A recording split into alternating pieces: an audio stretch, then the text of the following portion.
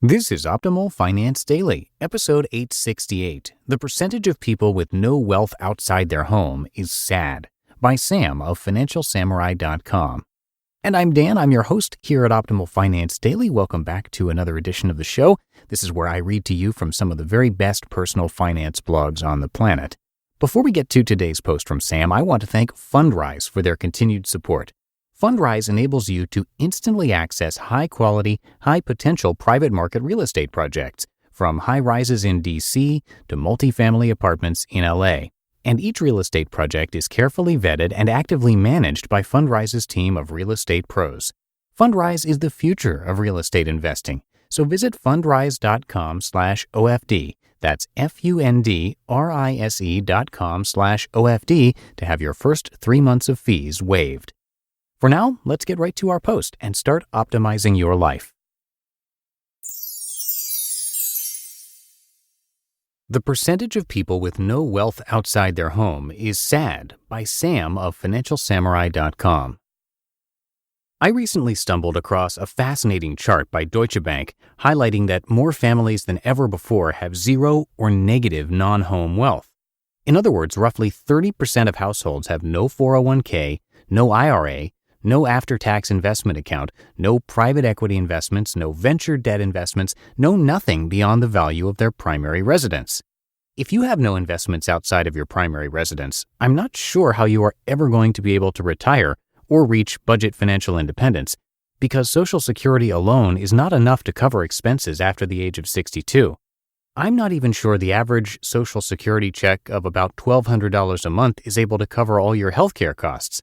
Let's say you were fortunate enough to have worked 40 years and paid maximum FICA tax each year. You'd still only be getting a maximum Social Security check of about $2,700 a month in today's dollars. The reason why the 2008-2009 financial crisis was so severe was because the vast majority of Americans had the majority of their net worth locked up in their primary residence, and the chart in this post excludes the primary residence as part of one's net worth. When the housing market crashed, so did the fortunes of the roughly 64% of Americans who owned their homes. Americans didn't have enough cash or defensive bonds or even commodities to protect them from selling at fire sale prices. What's going on with the lack of outside wealth? Since breaching previous stock market highs at the end of 2012, the S&P 500 and the Dow Jones Industrial Average have marched to new highs each year. Further, real estate around the country has also improved dramatically.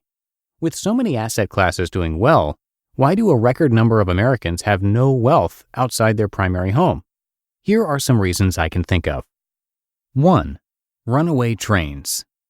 After the economy started settling down in 2010, the typical American began thanking their lucky stars they were still solvent after the worst financial crisis in modern times. I cannot stress enough how shell-shocked people were after experiencing so much wealth destruction in such a short time. When you're catching your breath, you're not looking to aggressively invest in new assets. But starting in 2012, the stock market and real estate market really began to take off. Meanwhile, the pace of appreciation for new assets like cryptocurrency rose faster than any asset class in history. By the time Americans finally felt comfortable taking on more risk, all the investments we wanted to buy started giving us post-traumatic stress because they're at the same sky-high valuations before the crisis. As a result, we couldn't part with our cash. The trauma was just too recent. 2.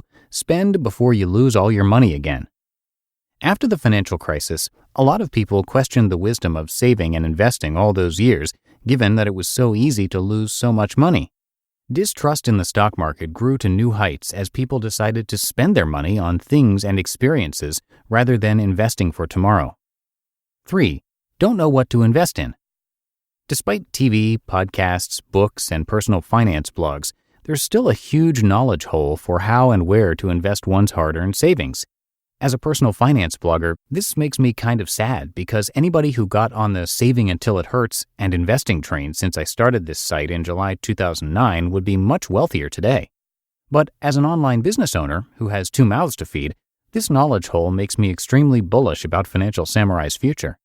Of course, I can see a scenario where people finally gain the confidence and knowledge to invest, only to see the stock market and real estate market start declining once again. The key is to at least have index exposure to various risk asset classes based on your risk tolerance. 4. Real wages haven't kept up. We can't assign blame for lack of saving and investing solely to fear and ignorance. Despite nominal income increasing over time, real median household income has gone nowhere since the financial crisis. As such, real wages haven't kept up, while everything has gotten more expensive in real terms. Thus, it's much harder to accumulate disposable income for investment. 5. The median age homebuyer is getting older. The median age for a homebuyer in America is 32. But as home prices outpace wage growth and more education is required to get the same paying job, it's easy to see the median homebuyer age increase. Once you've put down a large down payment, it's hard to have anything left over, especially if you bought in an expensive coastal city. There is an even worse scenario to consider.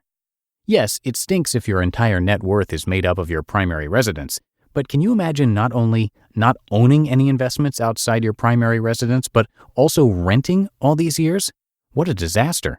Renting is equivalent to shorting the housing market. For some reason, people find shorting the housing market more palatable than shorting the stock market, but the end result is quite similar: negative returns. By now, there should be no debate between owning versus renting. If you know where you plan to live for the long term, it's best to stay neutral inflation by owning your primary residence. People who invest in stocks and rent realize this. However, those against homeownership just don't want to acknowledge the truth that, like with stocks, the long-term trend for real estate is also up and to the right. For some reason, stock-only investors trick themselves into believing they can't simultaneously invest in both asset classes for the long term. It's the weirdest thing. But this thinking just goes to prove point number 3. There's a lot more financial education that needs to be spread.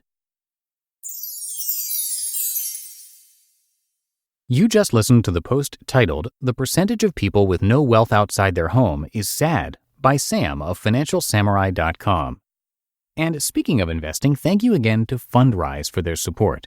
Come by fundrise.com/OFD to have your first 3 months free. It's a tool mentioned across many of the blogs that I narrate here, and for good reason. Private market real estate has historically provided excellent ongoing cash flow, even as it supports long-term growth.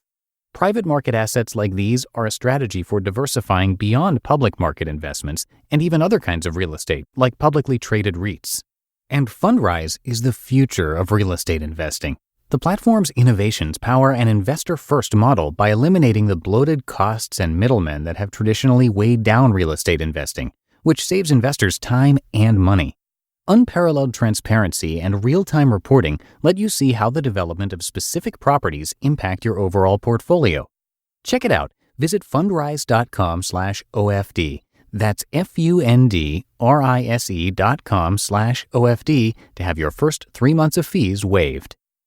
And that's going to do it for today. Thank you so much for listening and have a great rest of your day. I'll see you right back here tomorrow, where your optimal life awaits.